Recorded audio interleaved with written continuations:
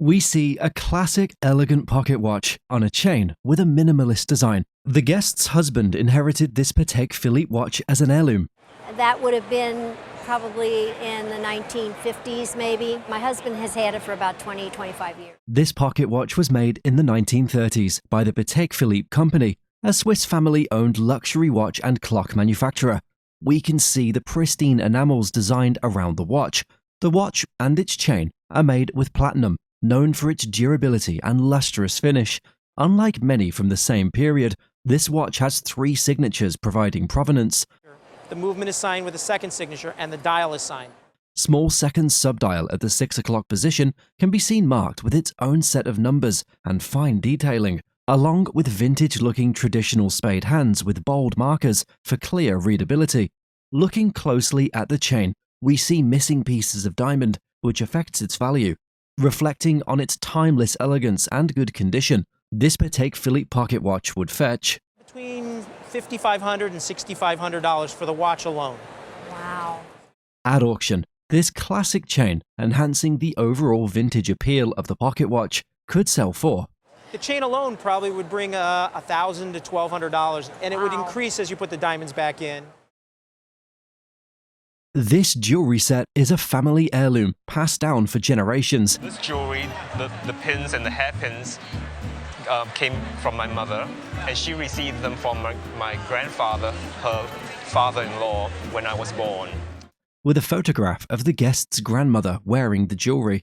Originating from Malaysia, it is crafted in high-carat gold, specifically 22-carat fine gold, and adorned with rose-cut diamonds. The hairpins also feature ornamentation and are made of 22-carat gold. The jewelry set contains a total of 20 carats of rose-cut diamonds, likely dating back to 19th century Malaysia. The high quality of this set puts its estimated value at We put a value on this somewhere around $15,000 to $20,000. Wow, my goodness. Yeah, that's amazing. This guest's uncle rescued this antique from the trash of an old pharmacy in Louisiana. I have an old pharmacy. It was in the attic for a long time, and when they cleaned it out, they threw it to the trash. My uncle was driving by, saw the trash, and saw a couple of antiques, and when he dug through it, he found this. We are presented with a political poster from 1937, featuring images of important political figures of the time. The poster was created by supporters of US Senator Huey Pierce Long Jr. to carry on his legacy after his assassination in 1935. The center of the poster depicts the Baton Rouge state capitol, monumental to Long's legacy and, unfortunately, where he was assassinated. This piece holds great significance to the people of Louisiana and, if put at auction, would sell for. At auction, this piece would fetch between $3,000 and $4,000. Really? Awesome. We see elegant and beautiful teacups inside a box. The guest bought this item at a store in the 1970s. It's a French porcelain coffee service made in the late 19th century. The box holding these cups is intricately designed with silk to cushion the cups. There are some information on the bottom of the pieces. Looking at the bottom of the cup, we see royal signatures, like those from the French Royal Porcelain Factory, but this one is not hand-painted, which is a mark of quality and authenticity. It's transfer printed. The designs on the porcelain cup are beautiful, but they seem rushed, which lowers their value. At auction, despite being inauthentic, this exquisite porcelain coffee service, inspired by nature, could still sell for. It's only worth about $800 to $1,000 now. Aspens are often seen as symbols of connection and resilience, which is depicted in this vibrant oil painting.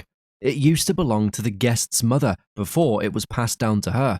It was my mother's, and she loved the painting. I was always scared of it. It's a scary looking forest. The painting was done in 1947, and we can discern the artist's signature, Loren Mosley. Mosley was an artist of the American Southwest.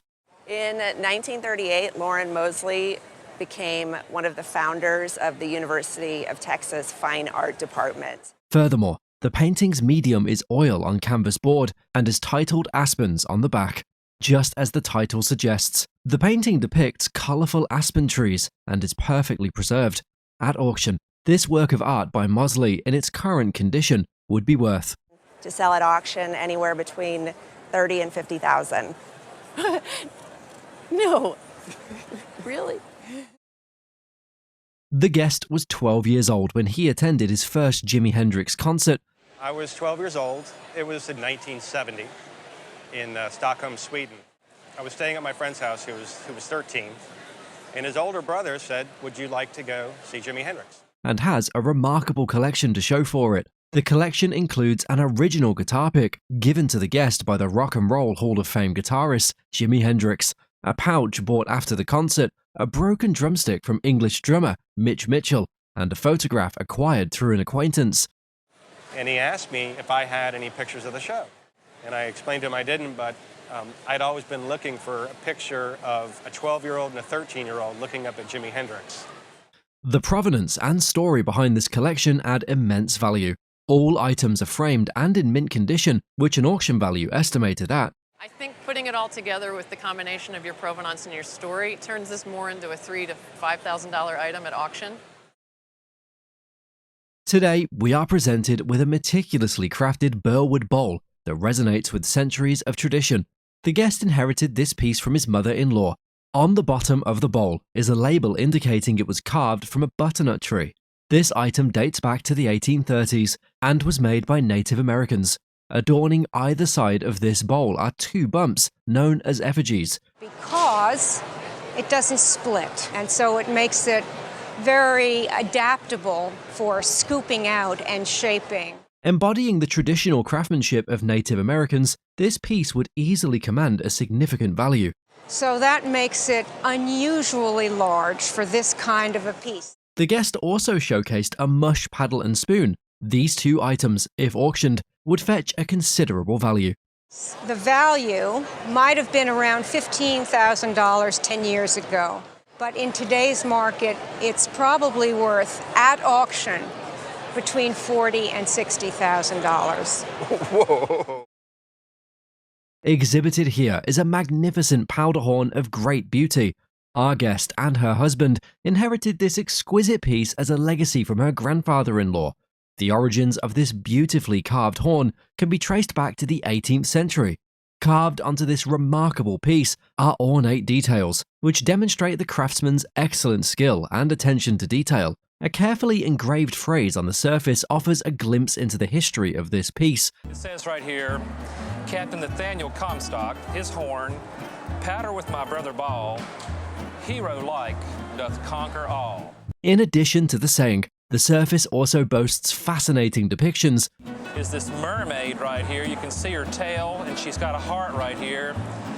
And in one hand, she has a bottle, and in the other hand, she has a wine glass. This unique piece has been meticulously well preserved and maintained. It is in superb condition, which would give it an estimated value of, I would say conservatively, it would be worth $6,000 to $8,000.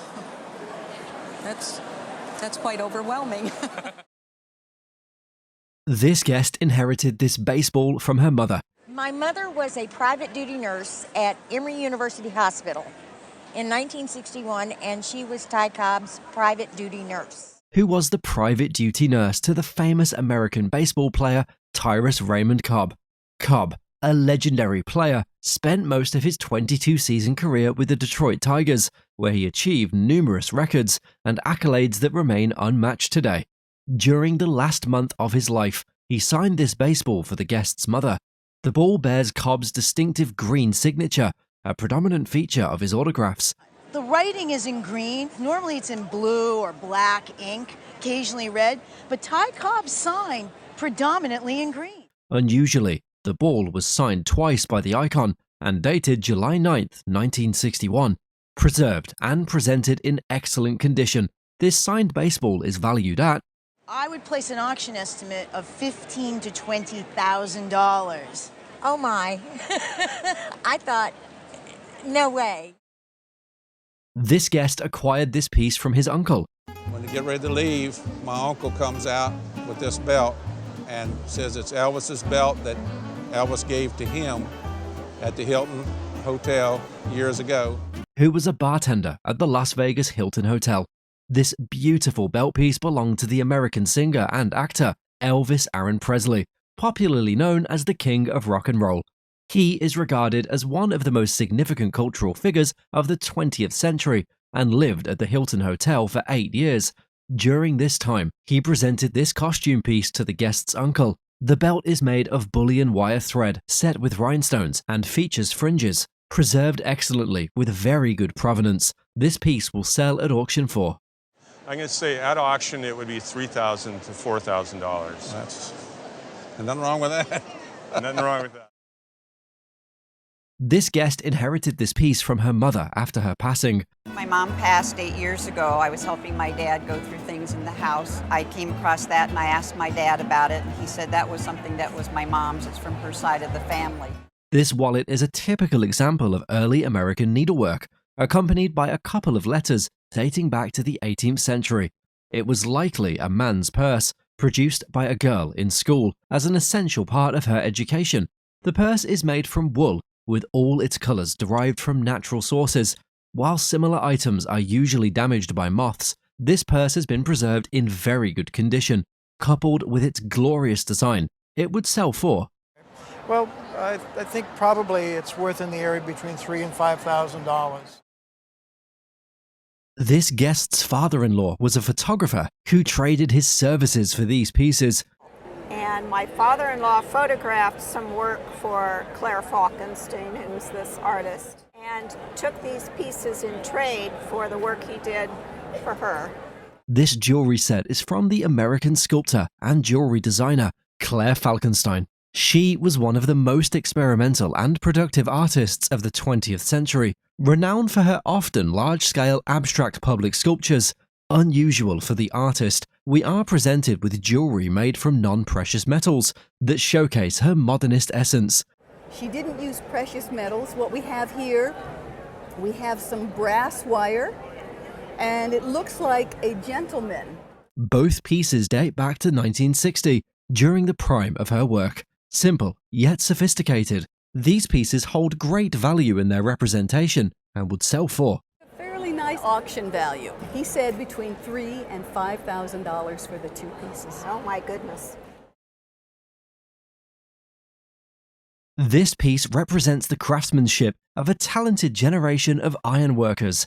It was built by the guest's great-great-grandfather. This was built by my great-great-grandfather for the Columbian Exposition in 1893. Who won third prize at the Columbian Exposition of 1893. The ironwork itself shows his brilliance and skill, accompanied by the medal he proudly wore during the event. An expert ironworker, originally from Germany, immigrated and gained acclaim for creating the Statue of Liberty's stairwell. This piece stands as a testament to his legacy. At what value will it be auctioned? Our focus is on a rare and incredible poster from a show hosted by Gordon William Lilly, the American showman known as Pawnee Bill. He specialized in Wild West shows and famously collaborated with William Buffalo Bill Cody. This poster is a 70 feet long and 10 feet high piece and has been preserved meticulously over the years. Originally printed on paper, these images were affixed to barns, hence dubbed Barnside. Originally printed on paper, they were pasted up on the sides of barns. To the best of my knowledge, this is the only copy of this poster to exist. The sheer size of the art left the appraiser with nothing but words of praise for this piece. What value could be attributed to this priceless and somewhat timeless piece of art? From West Africa, Nigeria, we are presented with a painting that represents the culture of the Oshogbo people. The guest's grandmother purchased it in Cleveland, Ohio, in 1981 from the artist himself, Joseph Olabode. There's a handwritten note by the artist which exemplifies the painting. These are fishermen fishing in a sacred river, and you're not supposed to fish there by some sacred law. And by doing so, by defying the sacred law, they have been blinded by the spirit of the river. This piece is a part of a major contemporary art movement in Africa, which gave artists the chance to come in and express themselves. What's interesting about this piece is how they did it. The artist bends over and he has a strand of the beads in his mouth and he feeds the beads down on the board. Really? Then they're glued down. Given its cultural and historical significance, this painting would sell for. I think you'd expect this to sell between $3,000 to $5,000. Okay. Which on your initial investment is $500 is pretty good. Yes.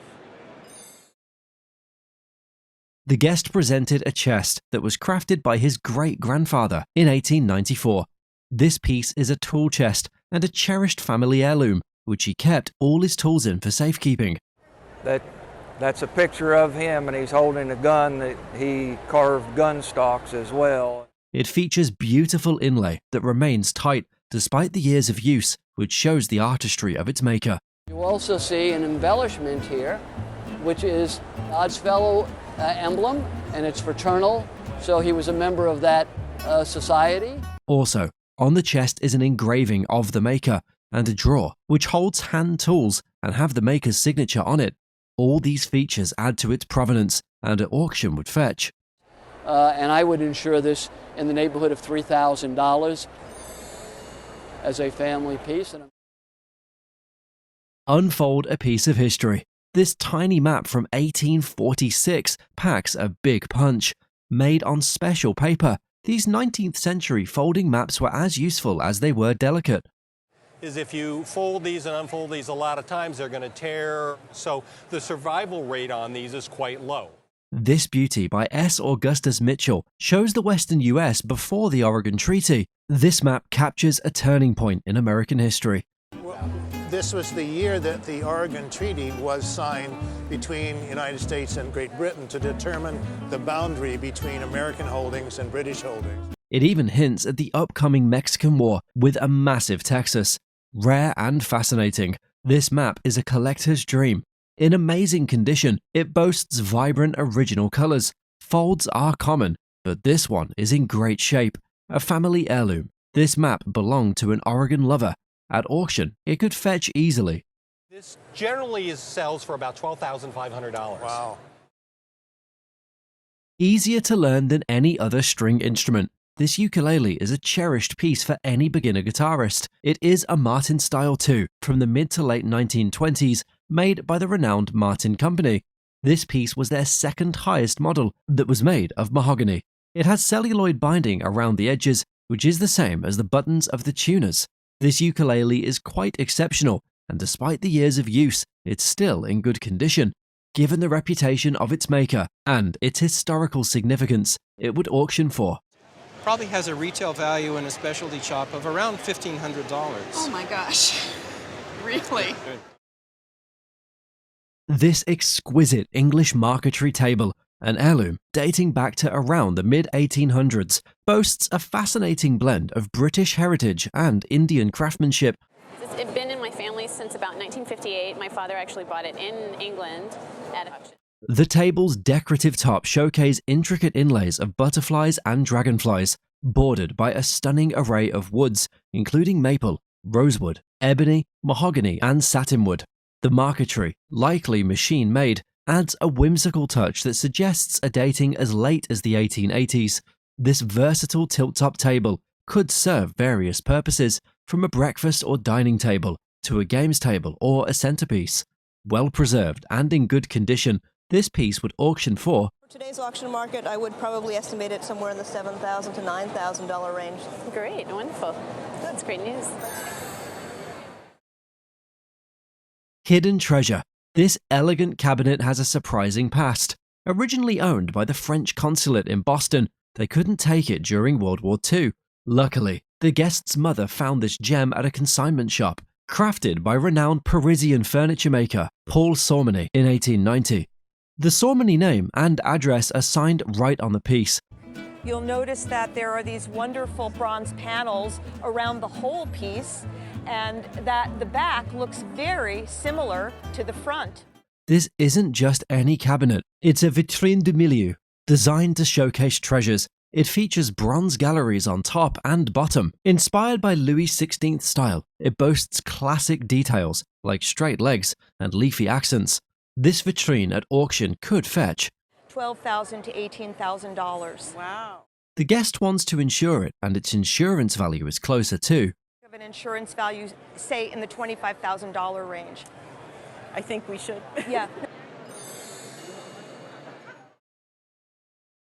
It is every fan's dream to have a signed jersey by one of their favorite sports stars, just like this signed New York Yankees Game 1 jersey by Reggie Jackson, an American former professional baseball right fielder who played 21 seasons in Major League Baseball. This guest won his treasured piece at a local drawing simply by submitting his name.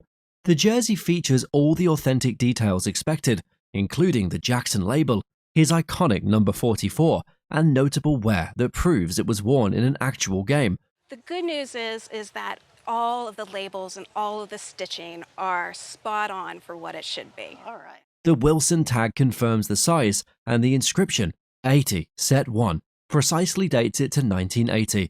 However, this piece is not only a valuable collectible, but also a cherished piece of baseball history, and is worth Today, an auction estimate for this jersey would be $8,000 to $12,000. Oh my gosh. That's amazing.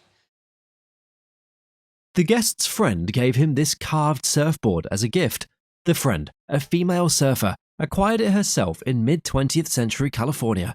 We can see the surfboard has beautiful carvings, including engravings like the name of the carver, Ben Roos, BR, an early 20th century surfer. Historically, surfing was introduced to Southern California by George Freeth, an American lifeguard, surfer, and swimmer, renowned for popularizing surfing in Southern California. Before this surfboard was made, few women participated in water sports, especially surfing, That we can document belong to a female surfer. making this piece very unique and one of the first of its kind. At auction, this well-preserved surfboard, representing a bygone era of surfing history, would fetch I'd put a value on this at auction of $3,000 to $5,000. Oh, that's great. On exhibit today is a vintage military pass. Our guest found this piece nestled in the backing of an old frame. Paul Revere, an infamous American patriot, was issued this military pass, authenticated by the illustrious Dr. Joseph Warren, who led the Massachusetts Provincial Congress during the American Revolution. This reads that it was done in Cambridge on the 29th of January, 1775, and it's a pass, and it was given to Paul Revere to get him through the military lines when he was carrying messages. This document shows signs of wear, with significant staining and wear along the edges. Upon closer inspection with a magnifying glass, it becomes apparent that the writing and stains on this piece were not authentic, but rather printed on the document. This discovery has greatly reduced its value, giving it an auction worth of Probably worth $20 or something like that.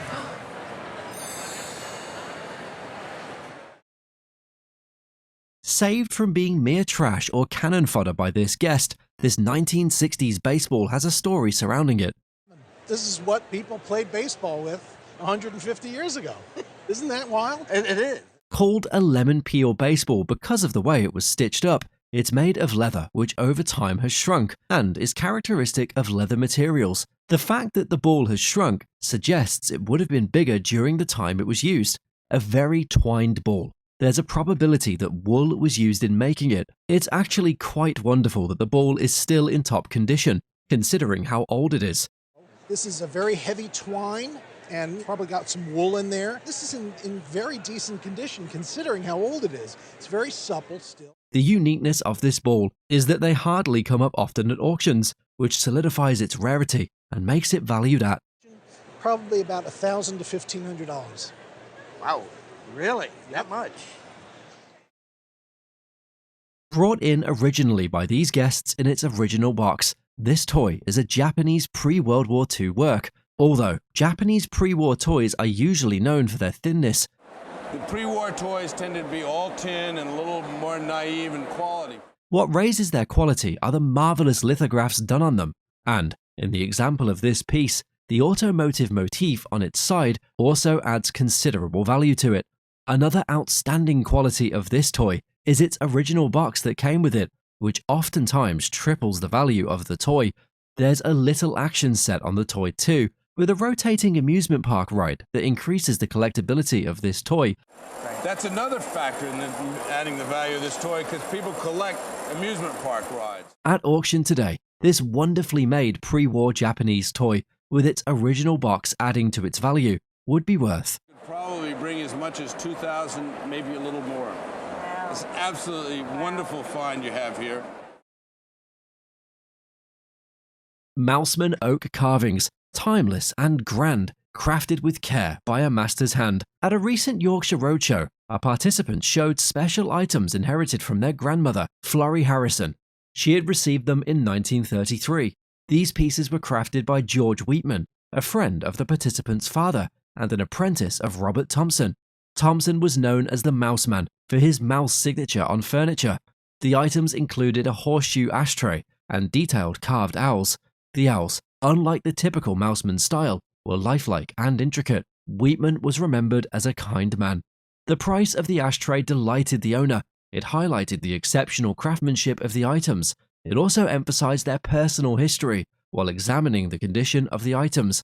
The appraiser said, if you were to buy it at auction now, would be around £250. And these unsigned pieces, they're really one-offs. £4,000. Oh, that's nice. We all hold different objects dear, and it's not so often that those things are collectibles. This collection of hair combs and hat pins, however, falls into such collectibles. Acquired by this guest from different antique stores, they're all from different years. The earliest of the items, a hat pin, is from the 1860s. And it's from the 1860s. It's the robin's egg blue beads, which were so popular. That was the most popular color at that time. The next item, a French piece, is well decorated and adorned. There's also a Japanese piece from the 1920s, probably used by a geisha girl. A hairpin made of gold is also part of this marvelous collection. And then these are hairpins from about 1920, and they are gold. You have rose gold and regular gold pins here. Although most of these items started going out of fashion in the 1920s due to women wearing their hair in a bob, at an antique store, they're still quite valuable and would be highly collectible. Collectively, these items from different eras, countries, and varying craftsmanship would be worth. Overall, your entire collection at an antique shop would sell for about $2,000. Oh my God.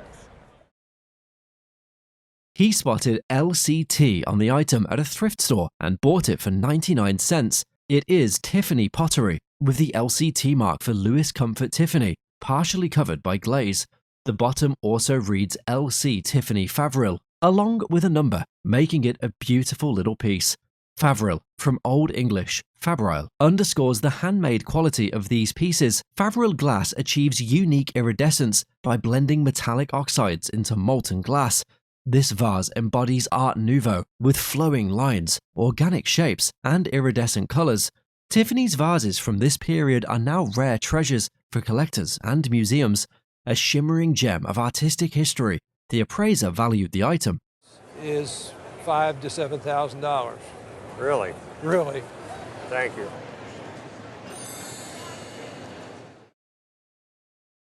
Today, we present a remarkable artifact. This incredible piece is a jigsaw pinball machine from the World's Fair exhibition. It was given to our guest as a Christmas present when he was just a child.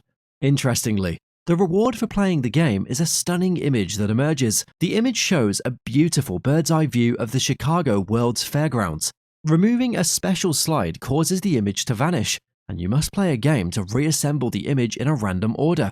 This exceptional piece is in superb condition, with an estimated auction value of Approximately $800 to $1,200 on today's market. Wow.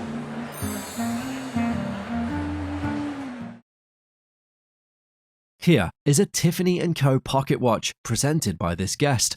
This piece is also known as a fob, and it's set with beautiful stones that are referred to as dermatoid garnets, which are worth more than emeralds and are very rare. These were mined in Russia in the late 1800s to early 1900s, and they were very prevalent in antique jewelry, and it's a beautiful pave workmanship that we have here. It's accented with diamonds on the top, and you can see the little scroll work on the top, which has this electric lime green color. Interestingly, This pocket watch was made in 1890 and it's set in 18-karat gold. Despite its age, this beautiful watch is in excellent condition and would retail for Today at auction, I would estimate this piece at $10,000 to $15,000. Wow! Hey, Anne, we're going to Italy. This tin sign is a relic from the time when advertising was more about art than algorithms.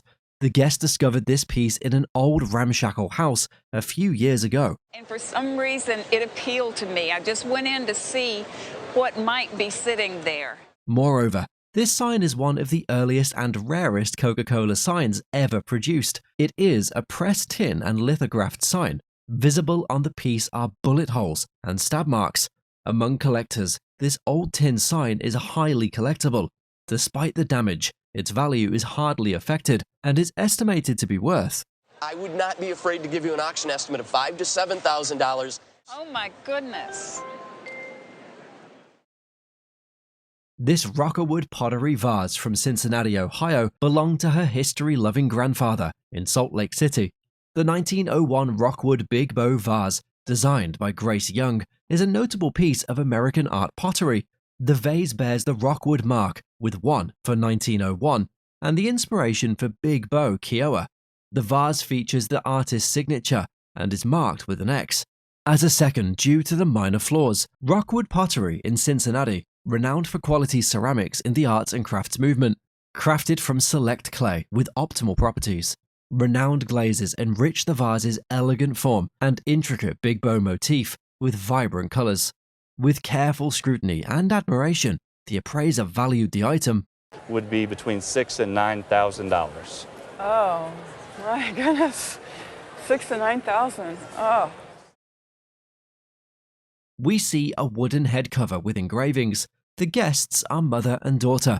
The mother inherited this item from her father. He went every Sunday, as long as I can remember, and went to the flea market every morning.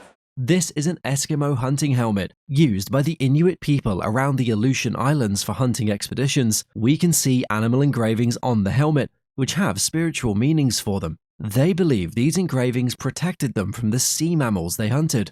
These were very magical objects to the Eskimo people. They were used when they were hunting out in the ocean, the Arctic Ocean. The helmet is made from organic materials like wood and bone ivory. Although there are a few noticeable condition problems on the helmet, it is very rare, with only a few of its type available.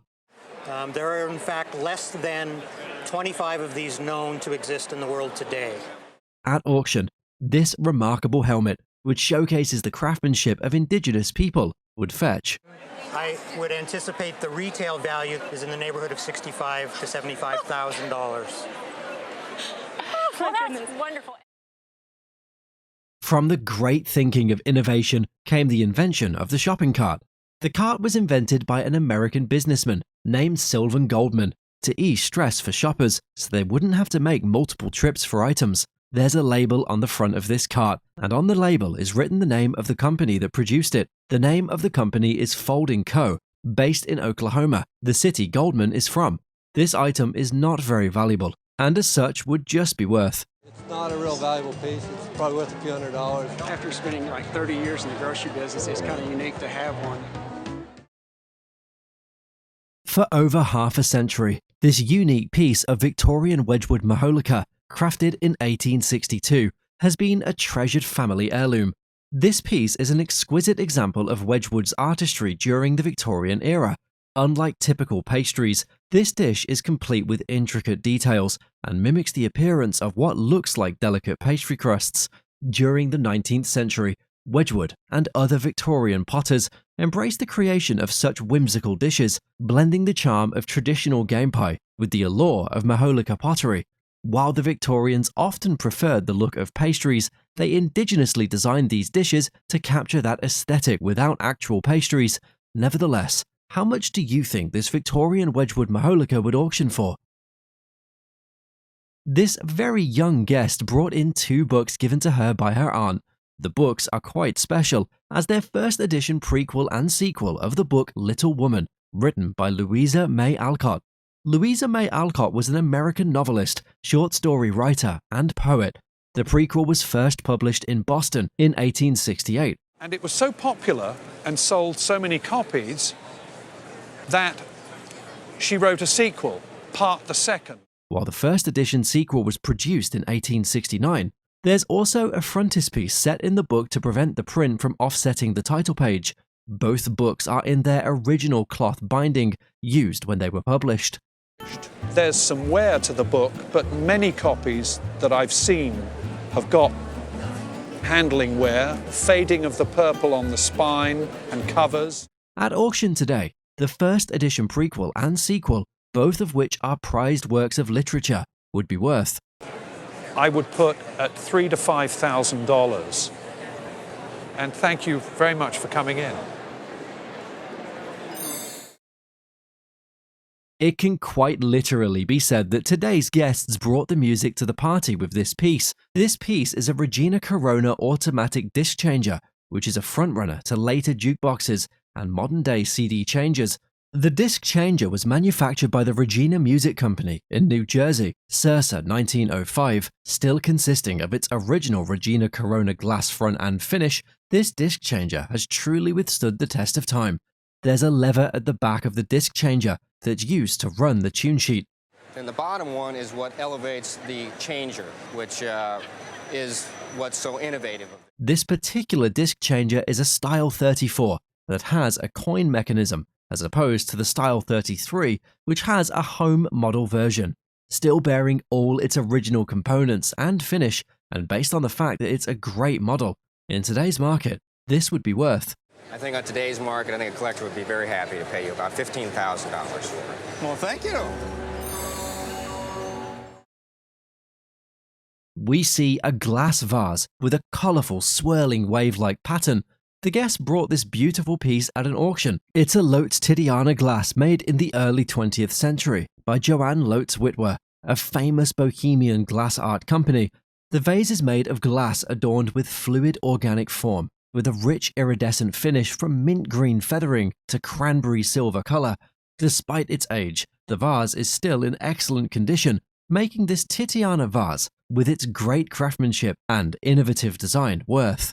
Happy to know that it's worth about $3,000 to $4,000 on today's market. Yes, I would. You have a very, very lovely piece.